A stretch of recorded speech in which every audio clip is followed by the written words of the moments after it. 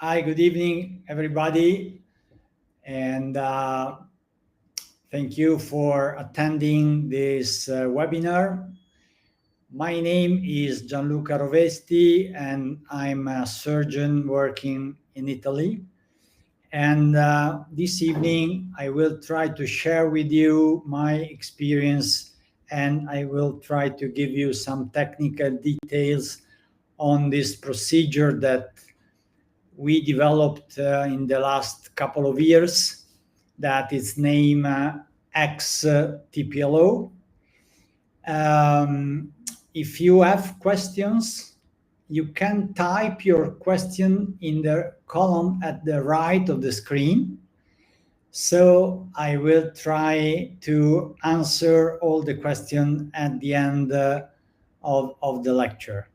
During the lecture, that is about 1 hour long, we will have a question session, so you can write your questions, and at the end of the lecture, we will talk about that.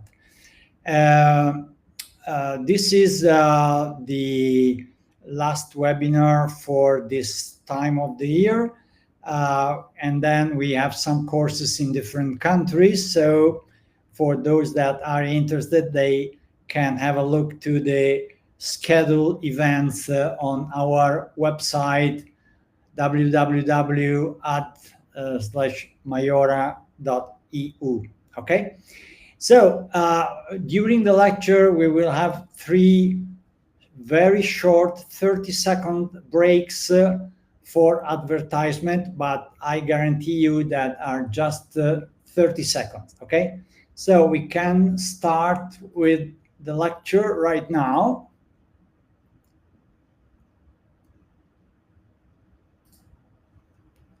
Okay. If someone will experience some problem, you can also type on the right column. So we are going to talk about philosophy and technique of X-TPLO. The disclosure is related to the fact that I'm the technical director of the Maiora company, and I own shares of the company. So you know that I'm involved in the development of this project. What are we talking about the peculiarities? Why we decided to start with this project?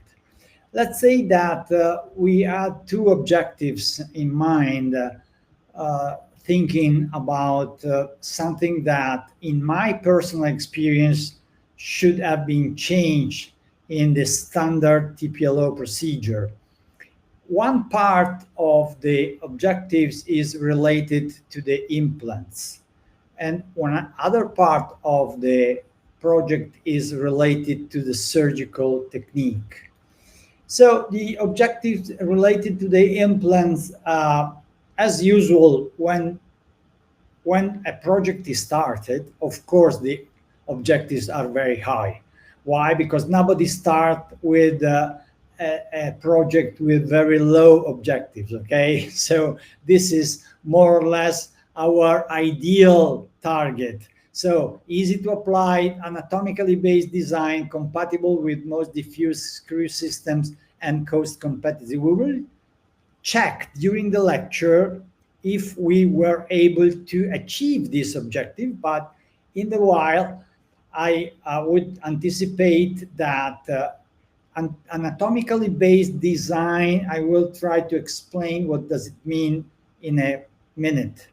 Compatible with most diffuse screw system means that this implant, these plates, don't have a specific proprietary screw system to lock, to be applied to the bone, but they can be used with the most diffuse systems. What we are talking this evening is the system that uses synthes screws. So if you already have synthes screws with all the instruments that you use in a standard way on a routine basis for for their use, you can use them because they are compatible and cost competitive. That means we should aim to have a quite a cheap implants because of course the costs are very, very demanding right now, and we should try to have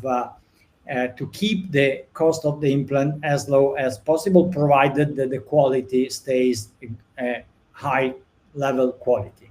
So anatomically based design means that we didn't start actually with on the standard intact tibia, but we started with the tibia, with a 3D model of the tibia, with the cut, with the osteotomy already performed, in order to understand what should be the best path of the direction of the screws, because this is mandatory in order to achieve the best possible stability of the tibial segment, and in the same way in the and while preserving, let's say, all the features that make the technique as safe as possible, meaning, for example, that this path of the screw shouldn't interfere with the joint line, for example, very simple one, okay? So this was the design that we tried to develop in order to put all the objectives together from the technical point of view, and I will show you afterward what was the final result, and actually what is the final result, because I'm using clinically this kind of implant as well.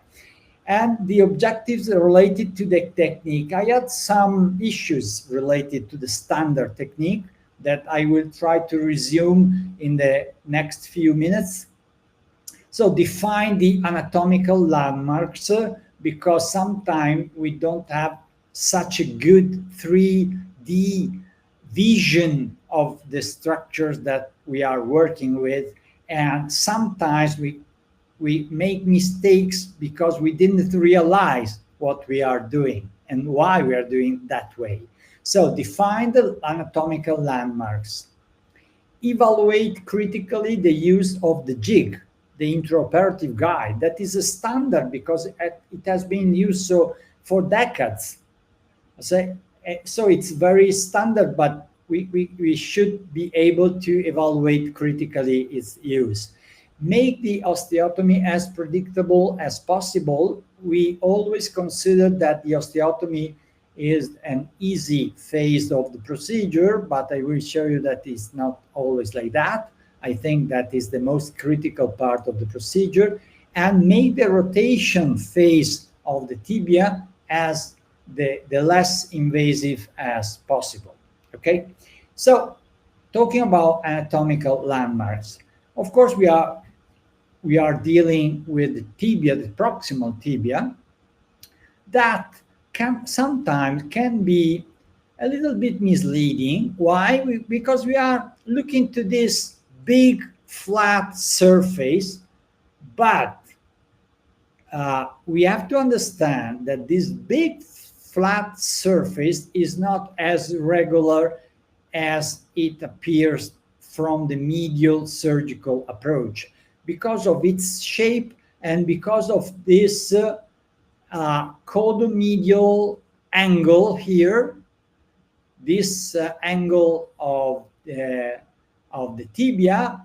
We very often think that this surface is very uniform, and in fact it's not, because in this notch, that is the caudal notch of the tibia, means that if I put a screw here thinking that this is very solid bone, it's actually a path that will go through, and I will insert the screw in the caudal area of the tibia, not through the tibia. So we have to pay attention to that.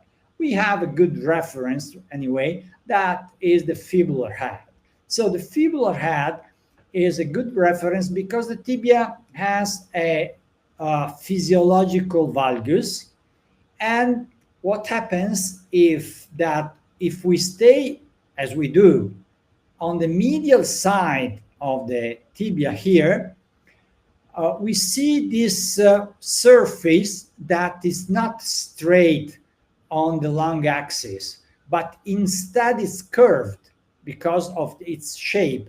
And we usually try, if I want to put a pin or a screw in the medial tibia, I will, I have the tendency to put, instead of this direction that would be the safer direction, I will put this in with this direction. Why? Because this is the perpendicular to the surface, and I instinctively will put the direction of the screw or the pin perpendicular to the bone instead to perpendicular to the long axis.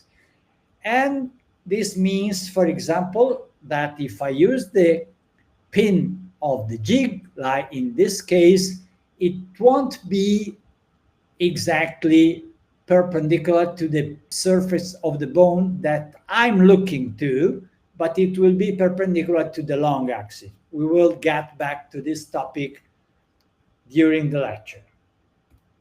The first question that we asked ourselves was, should we use the jig? And if we start looking to the most important conceptual point, that is, what is the center of rotation of the stifle, based on the works by Kowalewski, we can now assume that the center of rotation of the tibia is on the tibial tuberosities. Okay, the tibial tuberosity, based on the Cora concept, are the center of rotation of the tibia. If we move the center of rotation out of this center that is in the middle of the joint, of course, the change of the displacement during the rotation will be very, very important. And if we move this center, this is very standard, very predictable. Okay, this is very predictable. This is just geometry. So, starting from this point, we can assume that if we have our center of rotation of the stifle here in this point, that is the tibial tuberosities, of course, we have a problem with the jig. Because there is no way that we can put our proximal pin in that point, because that point is in the middle of the joint. So no way to put the proximal pin of the jig in the middle of the joint. No way to do that, okay? Okay. So we have some reasons not using it. The first one is the one that we already mentioned. I will get back with a graphical example of that. But evaluating the literature, we have other reasons. At least two reasons. It is not essential, if you look to these publications, it's not essential for osteotomy orientation, tibial plateau rotation, or can indeed be a problem for tibial plateau rotation, as we are going to see, or fragment reduction. And it won't improve the precision of the procedure. So the first reason is, if it's something is not helpful, we should consider if keep using it or stop using it. There are some reasons for using it. Let's say that someone says inexperience. If you are not an experienced surgeon, it can be an help. I don't think so, because if you start using a specific technique, I don't think that using a different technique will help you learning the other technique. So we cannot learn playing football if we play volleyball, okay? So it's different concept. The stability of the tibia after the osteotomy, someone claims that it will be higher if we have the jig in place. My experience is absolutely different. If you perform the osteotomy without any jig, I can guarantee you that it won't move by a millimeter. It will stay very, very stable after the osteotomy. So this won't change the stability of the tibia.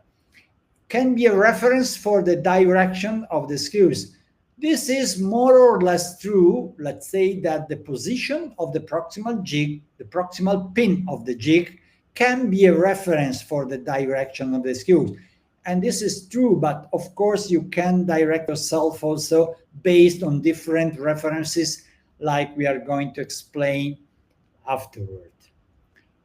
Can be a reference for correction of angular deformities. Okay, this can be true because if I have to correct a deformity with TPLO, not only angular, let's say, but also torsional deformities, yes, I can use the position of the pins as a starting reference to change the alignment of the tibia, both in with the angular, for example, in tibia vara diseases with medial patellolaxation, I can use the osteotomy of TPLO to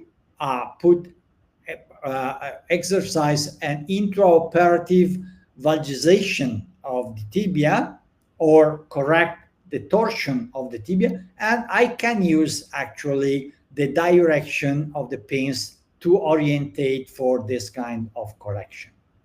So getting back to the center of rotation of the joint. If this is the center of rotation of the joint and I want to use the jig and I put my proximal pin here, it's by definition impossible to put this pin here in the center of rotation because it is into the joint. I cannot place this this pin through the joint. Okay. What happens if I keep the center of rotation correct? I can rotate the tibia without any shiftment of the fragments, because the fragment is rotating along the circumference of the circle, provided that the center is correctly placed. But what happens if I use the jig and I place the pin in a different location, as it mandatory, because it is mandatory because I cannot place this pin here in the center of the joint. I should put it outside of the joint, okay? And in this case, of course, this placement of the pin will cause a displacement. And this is very geometrically predictable, okay? And this will prevent the rotation to be smooth. It will be difficult. It will be difficult to reduce the fragment or to perform compression. How did we manage this problem, this issue for years, many years? Releasing the jig, okay? Why? Because releasing the jig, of course, the jig will be loose, and we were able to move the fragment to bring them back into the correct orientation or contact. But the question that arises is, why should I use the jig if I have to release it during the procedure? Okay, so the final comment is the use of the jig is not a real help. Okay. The standard technique for tibial rotation, as you know, is to insert a pin from proximal medial to caudodistal and use this pin to make a lever arm to rotate the fragment. This can be an issue, of course, for different reasons. Let's say that this pin can damage the bone. More importantly, if the pin is too proud in the caudolateral area, well, it will exit the bone. During the rotation, you are making this levering movement in a soft tissue, potentially damaging that, because we have the sciatic peroneal nerve there, the popliteal artery there, so we can potentially damage soft tissue. How did I manage this issue in previous years? Simply enlarging the caudal approach, surgical approach, and putting my finger in that area, caudolateral area, palpating the area where the pin was exiting. And where I palpating the pin during this rotation area, I was able to appreciate that the tip of the pin was not exiting too much, preventing in this way the fact that rotating could be dangerous for the soft tissues in that area. If you use this kind of technique, you have to stabilize the rotation after you get the desired rotation, and this should be performed putting a K-wire through the distal insertion of the patellar tendon, not at the base of the tibial tuberosity, tibial crest, let's say. Why? Because this K-wire through the distal part of the tibial crest can create a crack that may eventually lead to fracture of the crest, okay? In this way, the K-wire should pass through the insertion of, this is the old-fashioned technique that I used for many, many years, okay? The rotation, so as the problem, if the pin is too small, it will bend. If the pin is too big, we can damage the bone.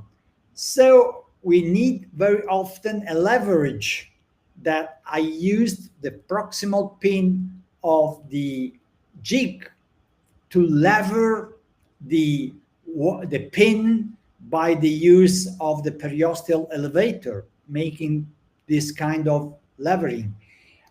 This was a phase that I didn't like, okay? I never liked very much this technique.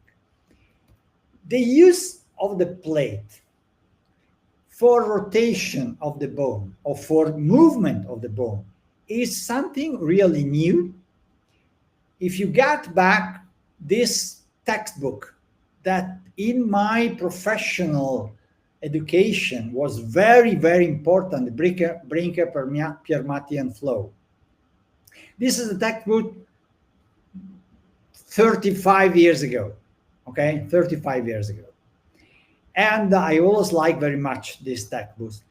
If you look to pelvic fractures, that was performed, the reduction of the fracture was performed not with locked plates. These were very old plates, standard round old plates with no locking at all, okay? We, since 35 years ago, we used the plates to make a lever and to rotate and to move the bone. So I thought, if we have 3 locket screws here in the proximal part of the tibia, why I shouldn't be able to use the plate to rotate the fragment of the tibia, the segment of the tibia, provided that the plate is correctly positioned with the correct angle and connected already to the proximal part of the tibia. Why shouldn't be able to do that? And so this was the starting idea of the technique. Furthermore, the standard TPO measures for rotation. We start measuring angles, TPA angle, okay? And we transform this measure in a linear measurement like this, okay? We measure a linear measure and we then transform this again in angles. And this changes between angles, linear measurement, and angles again can be dangerous in terms of correctly changing the unit of measures, okay? The X-TPLO measuring is always only in angles. So I can apply during the procedure intraoperatively the goniometer, measure the angle, and apply that measure straight during the procedure with no changes, with no tables, straight from angle to angle. The only thing that I have to remember is that the angle that I'm going to measure on the intraoperative goniometer, intraoperative guide here, is the subtractant angle. That means if I start with the TPA, tibial plateau angle of 25, I want to achieve 5 as a final result. I have to rest to deduct 20, okay? So I will put my plate in a way that I will show you during the surgical technique 20 here. So what I'm measuring here during the procedure is what I will reduce from the pre-op TPA angle, okay? Good. Can we trust the measure? We have a biomechanical study in progress right now. I will tell you next year, okay? Hopefully. So now 30 seconds of advertising. Be back in 30 seconds. Okay, thank you.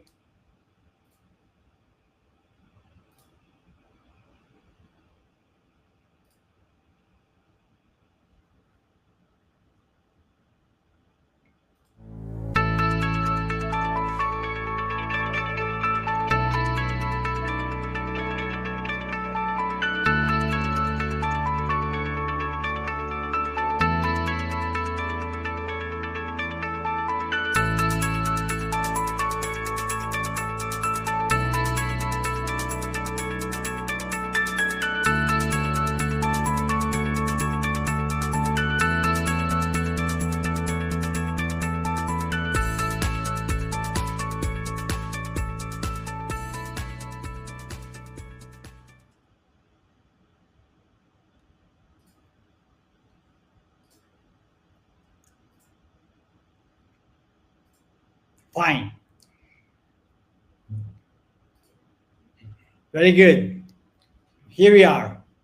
So now we are talking about tools and pre-op measurement with the X-TPLO. The specific tools for these techniques are very reduced. Let's say that apart from the plates, and right now we have just 2 sizes. We are developing other sizes, but right now we have 2 sizes of plates. Of course, the screws, and these are Synthes screws or Synthes compatible screws, both cortical screws and locking screws, okay? So if you already use the Synthes system, you can use your screws to use this technique. The intraoperative guide, the specific one for the technique, and the compression forceps. The compression forceps is specifically designed to rotate, to move the plate and rotate it, and this rotation of the plate will make also the tibial segment to rotate, okay? This is the philosophy of the technique. Radiographic examination. I used for many years the Slocum positioning, so the stifle at 90 degrees. And if you perform this kind of examination, you can perform during the examination, X-ray examination, also the tibial thrust.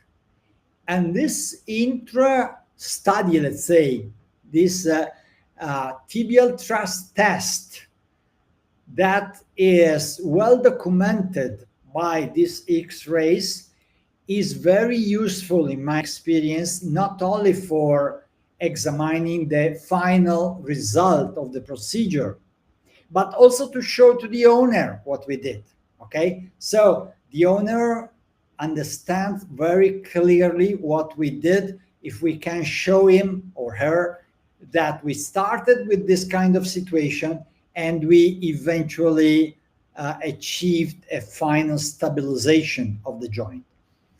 The extended projection is not mandatory for TPLO. It is instead for TTA, of course, and the sagittal projection is mandatory simply because if you had to deal with some kind of deformity, we should address the deformity and we should understand how the deformity is by taking this kind of projection. In my opinion, this kind of projection that we are very used is a little bit misleading because since the 2000, when Slocum first time came in Europe, in Munich, and I attended that course, showed us this way to evaluate the tibia in a vertical position. I think that we are very used to see to the tibia, to look at the tibia in this vertical position. And this is the reason why we think that we have a caudal slope of the tibial plateau. But I don't know any breed of dog that will walk with the tibia in a vertical position. They are not men, okay? They are dogs. So I think that this idea that we have a tibia with a caudal slope of the tibia is a misleading idea, because if we take the physiologic position X-ray pictures like that, this is a German Shepherd. I took these X-rays in the same position that I thought the dog would have stayed in stancing phase, okay, stance phase. So we are still able to appreciate the tibial thrust, positive tibial thrust. But as you can see, the tibial plateau is not caudally oriented.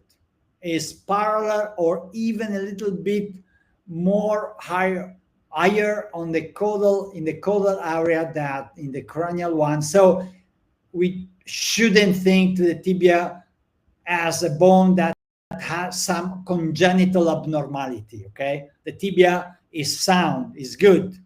It's our interpretation is a little bit different, okay? So you can also take this kind of projections in order to appreciate the shape of the tibia, the tibial plateau, and its relationship with the ground. Okay, so if we take these measures, we should always use a radiographic reference. This ball. Why?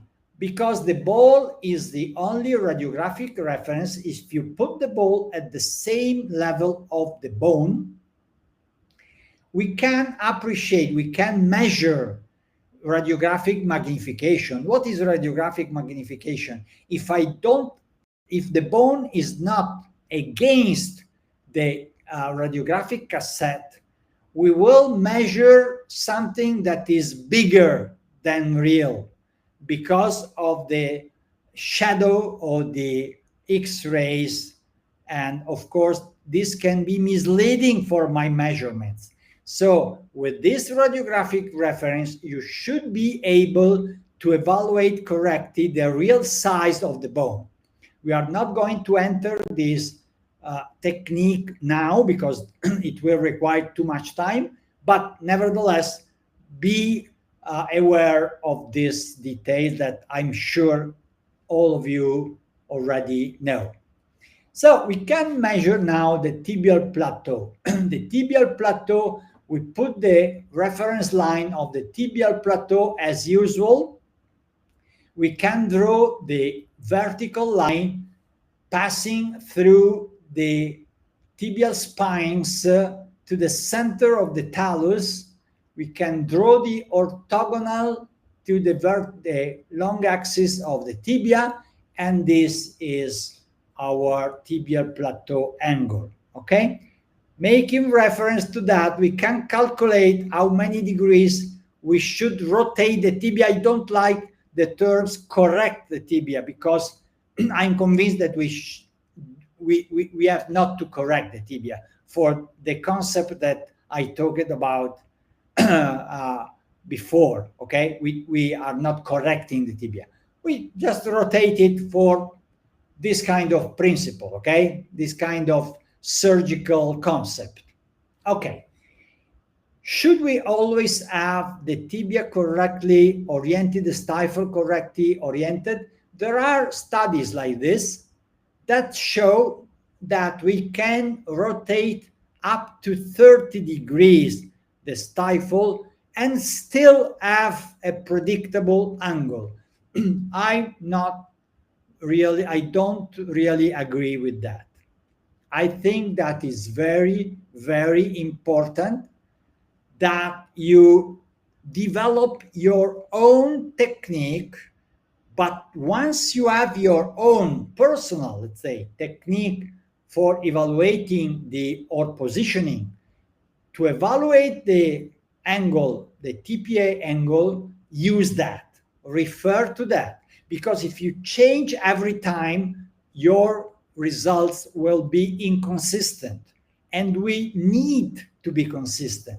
We need to develop a technique that we can trust in. Okay, so I don't agree with the fact that it doesn't really matter. I think it does matter. Okay, so we have now to select the osteotomy. If we identify the center of rotation of the stifle, as we already mentioned, we can draw the circle of the desired osteotomy. What does it mean, desired? The osteotomy line that I think fits more with some principles. First principle, it should fit with the size of the plate. No way, no meaning in performing that osteotomy so small that the plate barely fits in the osteotomy. We can schedule it. No meaning, no sense in performing in a tiny osteotomy and then struggle in order to fit the plate with the osteotomy. So perform the osteotomy in a way that you have a second shot. Why? Because during the surgery, if you have trouble with the position, with one screw, with some kind of problem, you have the second shot during the surgery. Okay? Always have a plan B. Why? Because if you don't have a plan B, you can be in troubles. Then the shape of the tibial crest. I don't like that kind of cut that goes down here along the tibial crest in a way that the tibial crest that we are going to leave is a very narrow, long tibial crest. Look to this tibial crest. It will enlarge immediately after the starting of the osteotomy. And the other major issue, the direction of the circle is so that the blade of the saw won't be perpendicular, won't be in a dangerous direction for the patellar tendon. I don't want to exit perpendicular here or in a way that I can damage the patellar tendon. Why? Because the damage of the patellar tendon is one of the most serious complications that we can cause, iatrogenic complication. So this direction will be more or less tangent to the patellar tendon, and I'm quite sure that I won't damage it. And then we have to adapt it to the available blade radius. So if I measure 25 millimeter of radius, I don't have a 25 blade. So I will adapt it, and I will use the 24, and I can check it on it, but I have a precise idea of the size of the blade that I should use. You can use also this kind of softwares that are available now. You can use those software that give you the prediction, the foresee, they already predict how to put the kind of implant, the size of the implant, etc., etc. I don't use them, but I'm not against them, so I think it can be useful. I just use the measurement based on the software for visualization and measuring that I have available. Okay, if you are in doubt, you can also make multiple drawings. Why? Because if you make multiple drawings, you can check if multiple drawings you can have among multiple drawings the preferred circle of osteotomy. Okay. Then at this point, when I have selected the circle that I think fits more with the overall structure of this stifle, I will measure the distance between the joint space and the cortical tibial cortex. And since we give for granted that the center of rotation is the center of the joint, I will usually take this measure that it's actually the radius of the circle. Okay? So this is second measure. TPA we already have. Second measure, that distance from the joint. Then the distance between the patellar tendon insertion and the circle on the tibial tuberosity. Why? Because the tibial tuberosity tip is easily visible as a reference during the surgery. So we can see it very easily. And this is a very important reference point. So to make a resume of the measures. So the pre-op measures, we have TPA, this one. We have radius of the osteotomy, this one. Distance from the joint line and distance from the tibial tuberosity. With these four measures, we can go to the OR having good enough, clearly enough, the concept that we have to use for our procedure. And now we enter the procedure step by step. Patient positioning. I like to put the patient positioning in dorsal recumbency. Why? Because I want to look to the axis of the limb. Mostly if I have to perform some kind of correction, but in general, I like to appreciate the axis of the limb.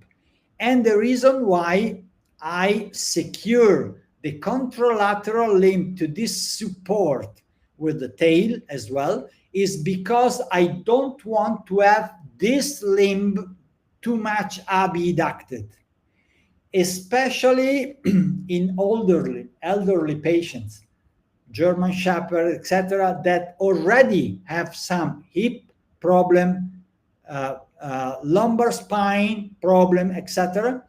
and uncomfortable position for a couple of hours can be dangerous. They can awake with very severe pain. So prevent them by stabilizing in a very comfortable way the contralateral limb. Okay? And then the surgical approach. Standard medial surgical approach like this, the superficial fascia, and then we elevate the pes anserinus. Pes anserino group of muscles doesn't exist in veterinary medicine, okay? This was the name the Slocum gave to this group that are the distal part of sartorius gracilis, a semitendinous muscle. Pes anserinus is a anatomical human reference, okay? But we can call it as we like, okay? Just I don't fear words, okay? The important thing is to understand each other. If we elevate this group, we can see our most important reference here, medial collateral ligament, because this is our reference from now afterward, okay? So I will put the limb vertical to appreciate the angle, and I put a small insulin needle through the medial collateral into the joint. Why? Because I know that if I put the needle, stitch the needle through the medial collateral, this needle will be with a good approximation at the center of rotation. Okay? Now, I will put this 1 millimeter K wire a few millimeters below into the tibia, and I will evaluate that it will stay perpendicular to the long axis of the limb, not perpendicular to the bone, medial cortex of the tibia, and it should be aligned perpendicular to the high-low level of the limb. Okay, and this why it is important, because now we have a reference for the positioning of the blade of the saw. Okay, so now we have to select the osteotomy position. We already measured. This is our center of rotation. Okay, the needle, the insulin needle. We measure already the distance from this center to the caudal cortex, and we put this first measure here, and I mark it with the cautery. Just cautery. This is my measure, okay? Then I will take the distance from the tibial tuberosity tip to the circumference that I measured before, and again I will mark with my cautery. I know from the geometry that if I have a selected circumference with a specific radius, there is one and only one circumference that is passing through 2 points. So my circumference, that means my osteotomy is this, okay? So my circumference will pass through these 2 points. Should I use a sponge caudal to the osteotomy? It depends to your preference. The sponge has been shown that it doesn't prevent the major complication, this hemorrhage from the popliteal artery, but sometimes I use it mostly because I don't want the oscillation, the vibration of the blade will damage the soft tissue in the caudal part of the tibia. And now I can refer to the previously positioned K-wire, 1 mm K-wire, and I will try to stay with the blade in the same direction of the K-wire. Why? Because sometimes I had a problem in the osteotomy direction. I didn't understand why I had this kind of osteotomy. Okay, this one. This can be a problem for the reduction after the rotation. Okay, I didn't understand why I had this, and eventually I realized that's the reason why I had this kind of osteotomy direction on the plane of the osteotomy was because instinctively I performed the osteotomy perpendicular not to the axis of the tibia, but instead perpendicularly to the plane, to the medial cortex of the tibia. If I follow instead the direction of the K-wire that was positioned perpendicular to the long axis of the limb, I will prevent this kind of problem. Okay, again, we have a 30-second break for advertising. I will be back in 30 seconds.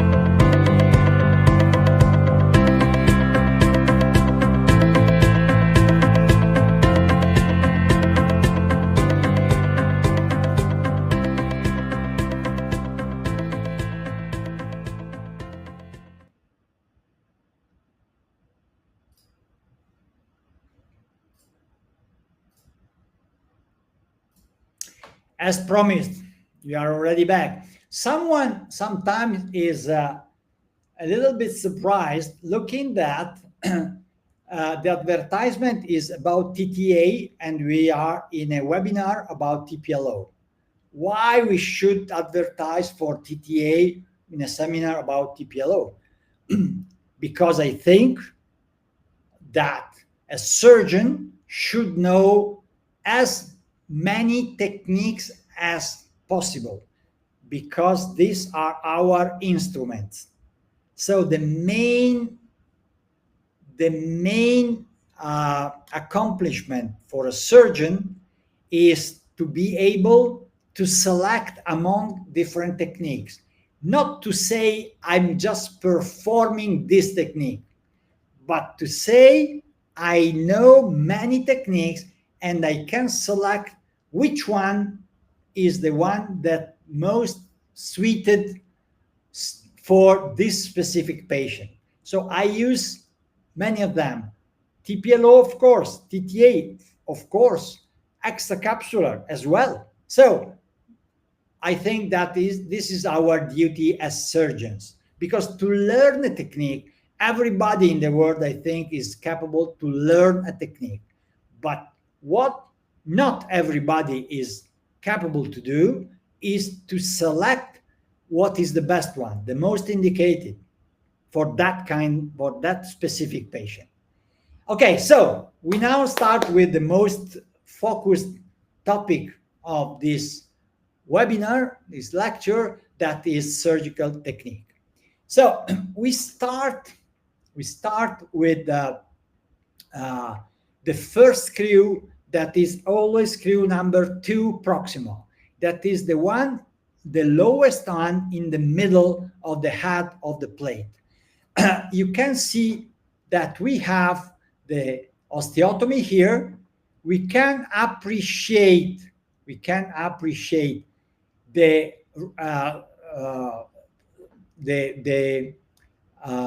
segment of the circumference of the osteotomy, and we evaluate where is the middle. Here is the middle of the segment of the osteotomy here. the first screw should be immediately proximal, of course, and immediately caudal to the middle of the osteotomy line. Okay, so we select this and we appreciate this point. What is the rationale for that? The plate should adapt very correctly to the caudal part of the proximal segment. Why? Because the location where its support, the support by the plate, is mostly requested is the caudal part of the proximal segment, where the load of the weight bearing will exert. Okay, if we keep the plate too cranial, we will have a proximal segment that won't be really protected in its caudal portion. So the load will exert in a way that the plate will be loaded in an unfavorable way. Okay, so the lever arm will not be favorable for the plate. So we should help the plate to stay in the best position for its work. And now we use this intraoperative guide that has a hook. We can hook the guide underneath the head of the first screw because we didn't tighten. So we don't tighten the first screw like this,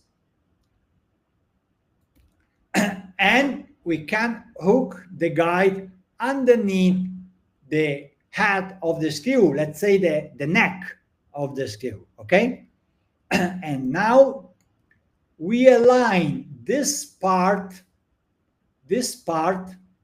arm of the guide with the long axis, and we stabilize the guide with a 1 millimeter KY through this small slot here.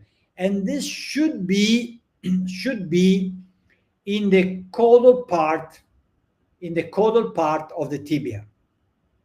This is a technical and a little bit more philosophical reason. Okay, the technical reason is this arm of the guide is our zero reference. Okay, so when we will finish the rotation, will be against this arm, we will be at the zero level. We will have finished the rotation of for correcting the slope of the tibial plateau. So we have now the guide that is stable because it's hooked proximally and stabilized here distally. Now we will evaluate this line. You can see this line. Okay, you can see this line in the plate better here in this picture on the left. The plate has a long line in the middle of its long axis. Okay, so we should align this line on the long axis on the measure that we want to rest from the TPA. As mentioned before, I have a 25 degrees TPA. I want to bring my TPA to 5, okay? I will bring this line on the 20 degrees here. Why? Because I'm resting, I'm taking away 20 degrees at the end of the rotation. So my plate will be aligned, the axis of the plate will be aligned with the amount of degrees on the guide that I want to take away from the pre-op TPA. Okay, when I'm satisfied of this alignment, I will pass a 1 millimeter K wire through this hole in the proximal part to stabilize the plate and to prevent any further rotation. And now I will start putting the second screw.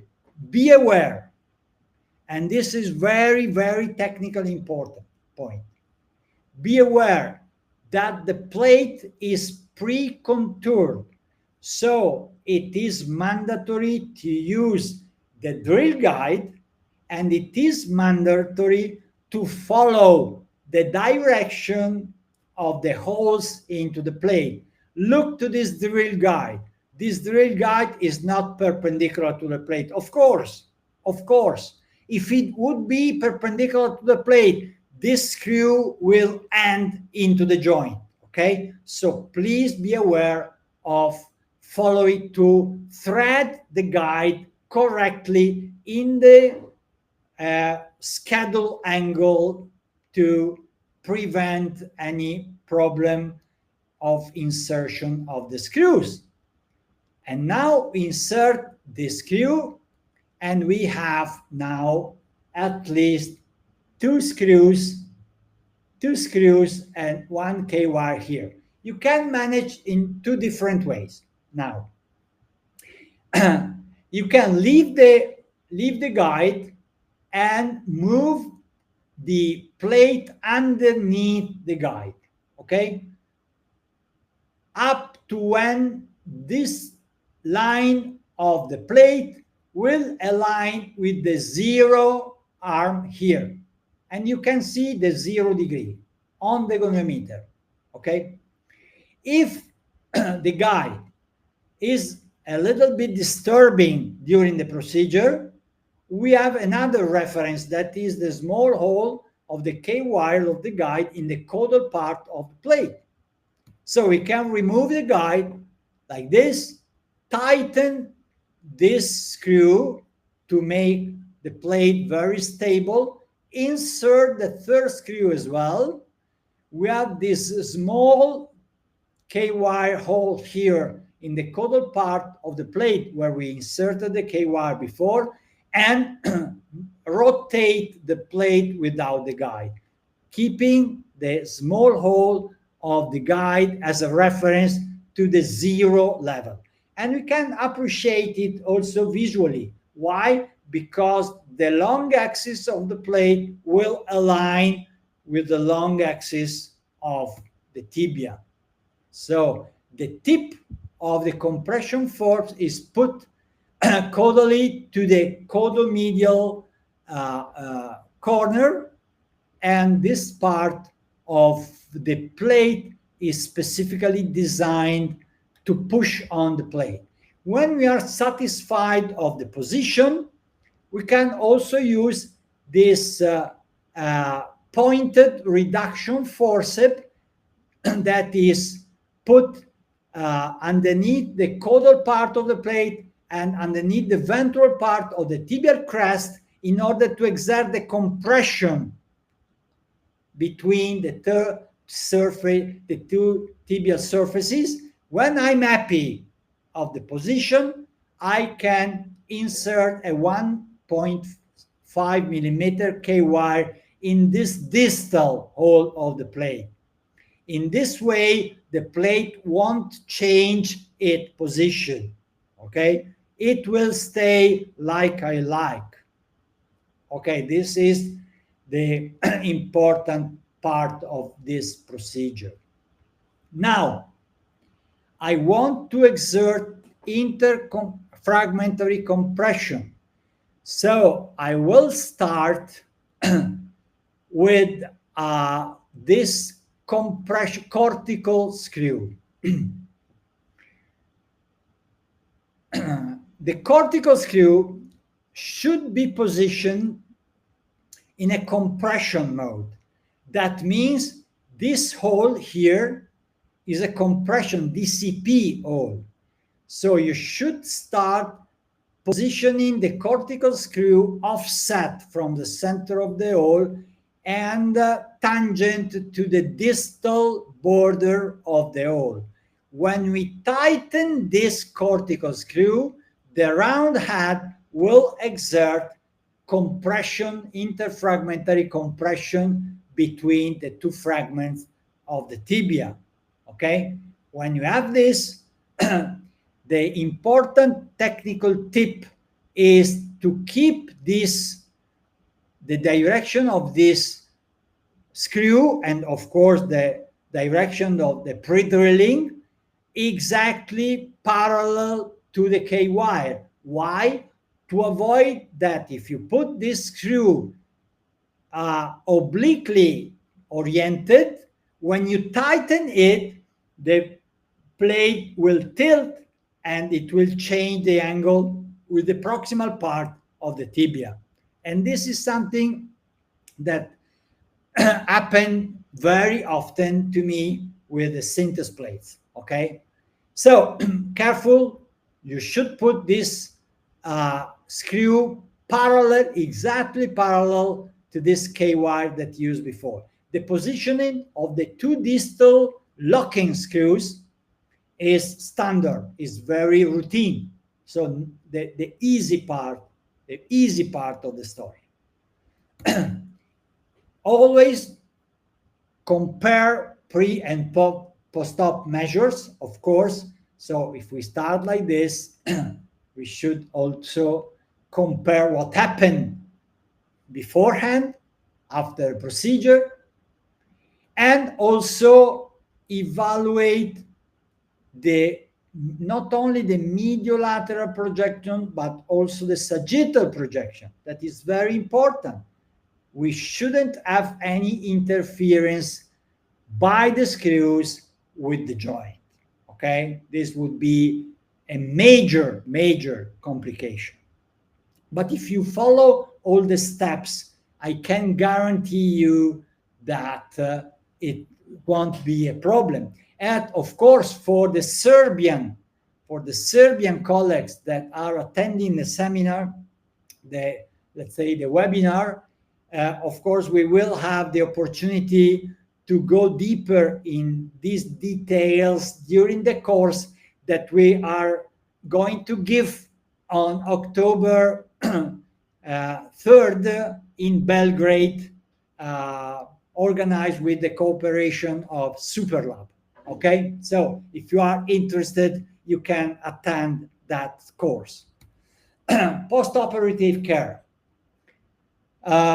Okay, everybody in the world has his own protocol, but let's say the important point are check radiographically what you did.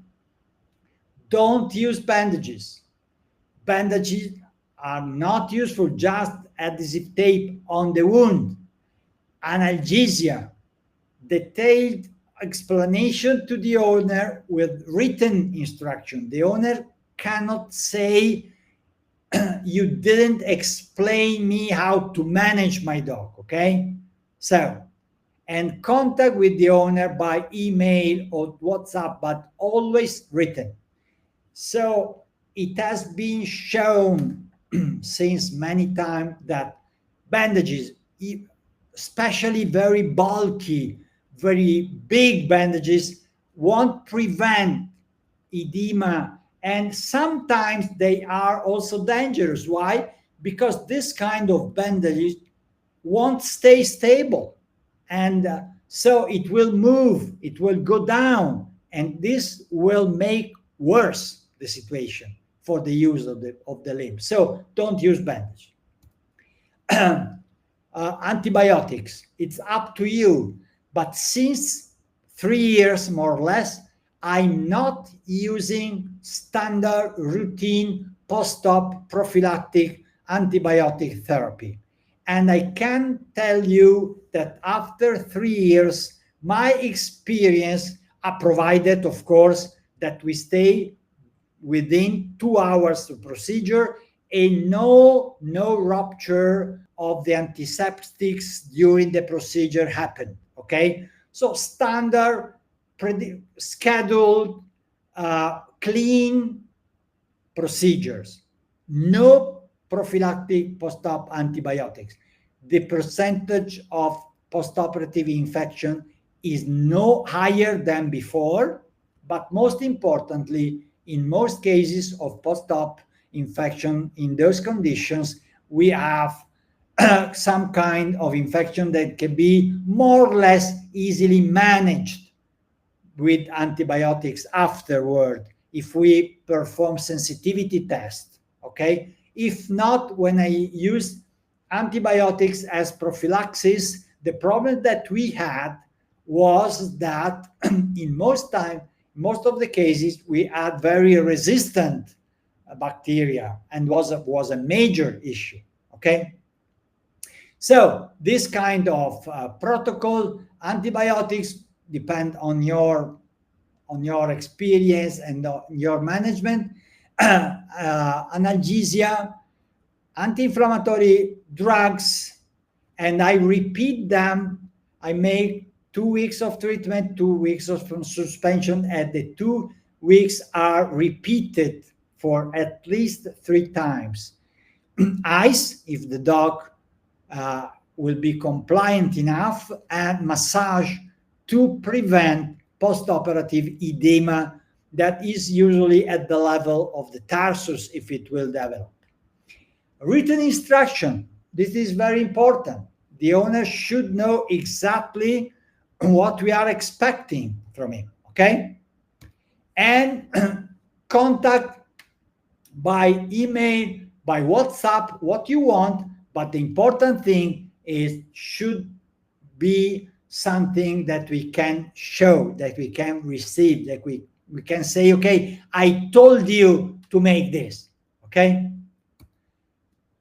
Last break for the before the questions, but if you have other questions after the end of the meeting or the webinar, we can email me. This is my email, and I will be glad to assist you even afterward, after the end of the webinar. So 30 seconds of break.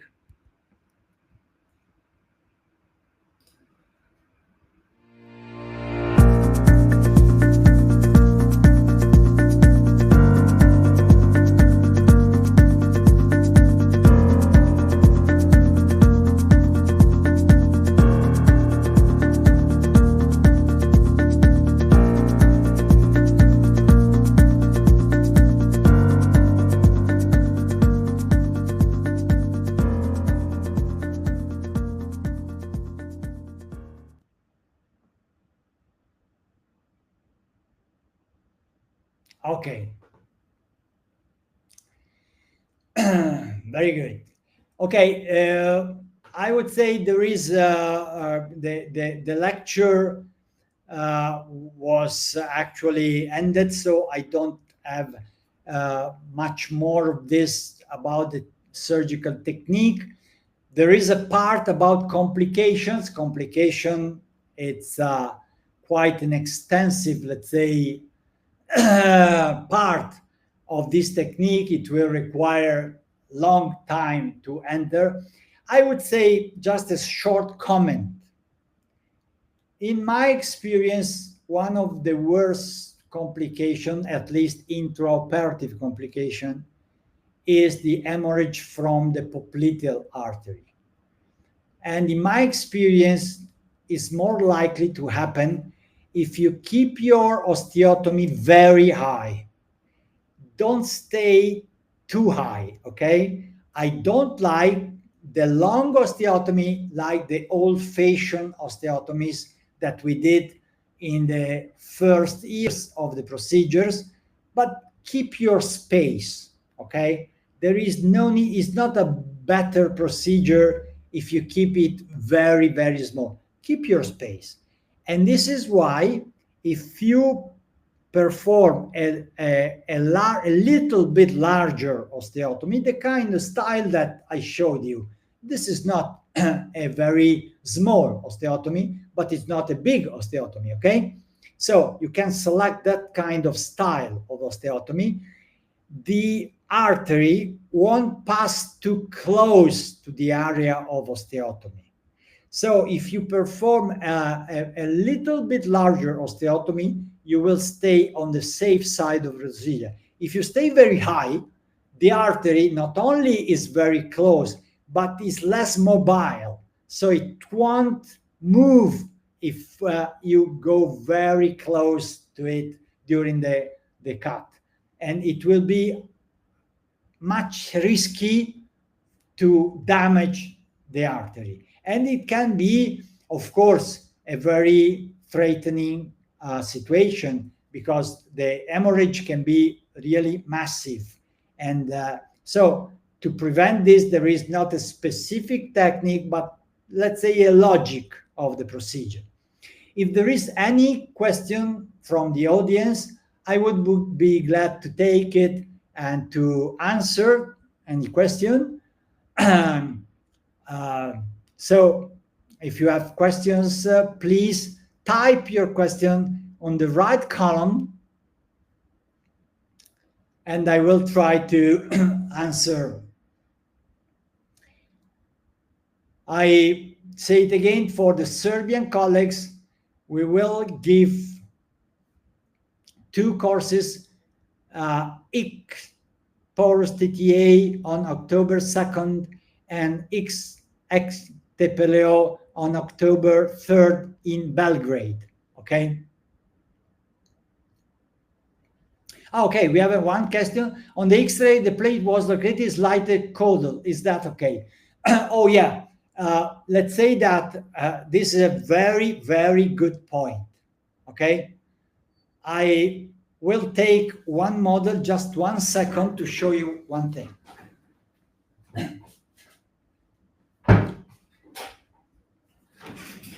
I told you that there was another reason to put the K-wire through the slot of the guide on the caudal portion of the tibia here, okay?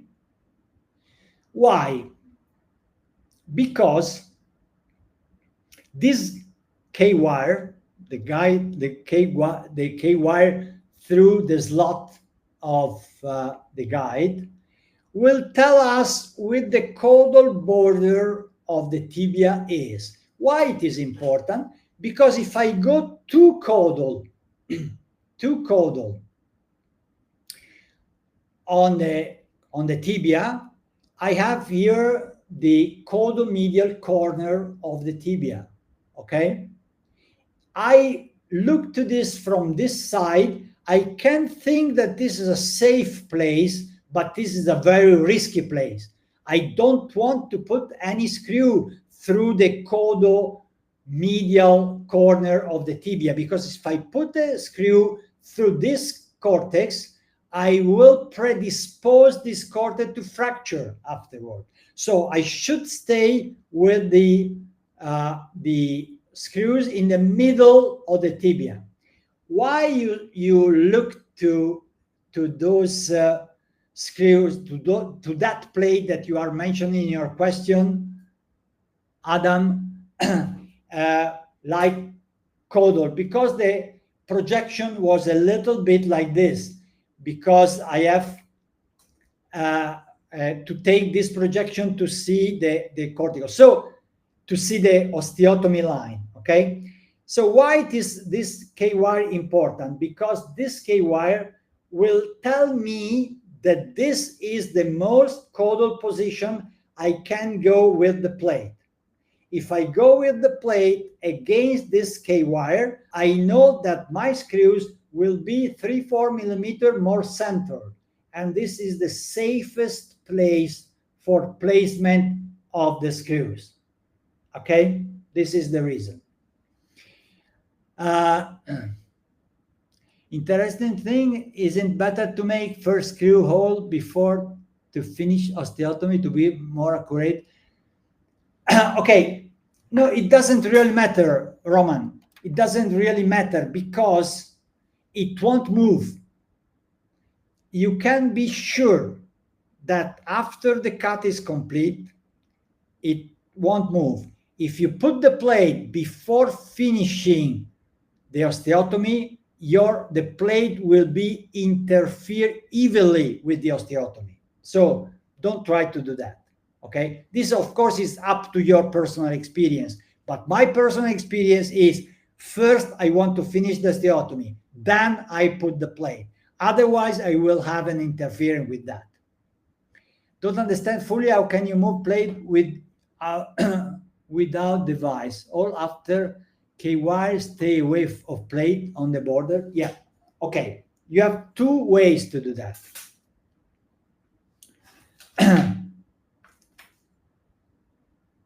Okay, I can put the plate. Okay, I will put the guide on the plate.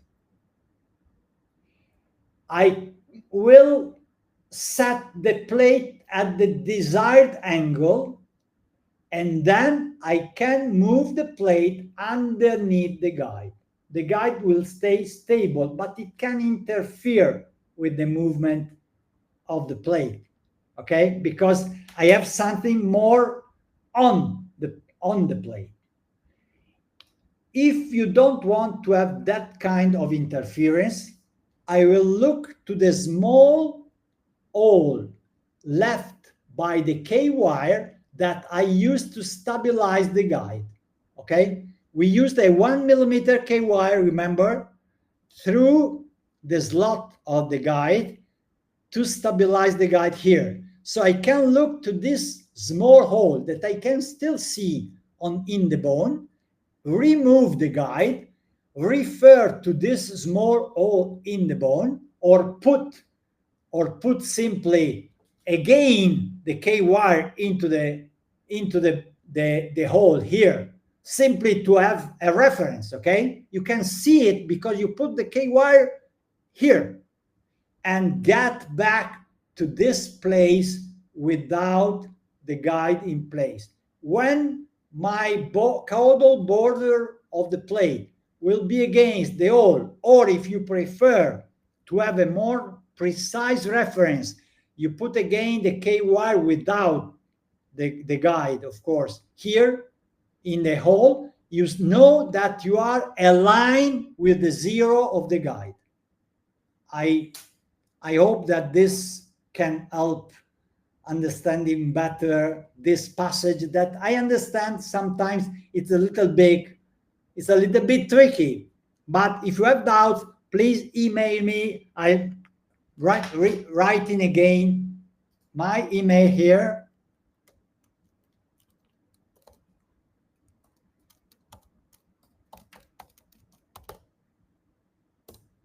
Okay, you can email me and I will answer your questions.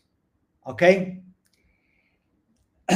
Okay, if some other question is coming up, of course I'm available. I'm here specifically for that. If not, of course, I can wait 10 more seconds in order to appreciate that.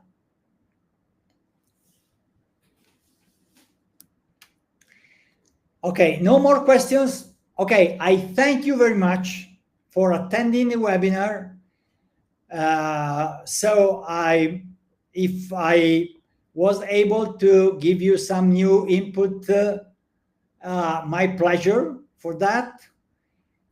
If you need some more explanation, just email me or visit the website or ask for the manual that we have for the technique, whatever you like. Okay, someone is typing, so just a few seconds if there is the last question that I can take. Otherwise, we will end here the webinar. Okay. Apparently no new question. Thank you again. Bye, guys. See you in some place in the future. Emir. Okay, Emir. Thank you very much, Emir, for your message. Bye.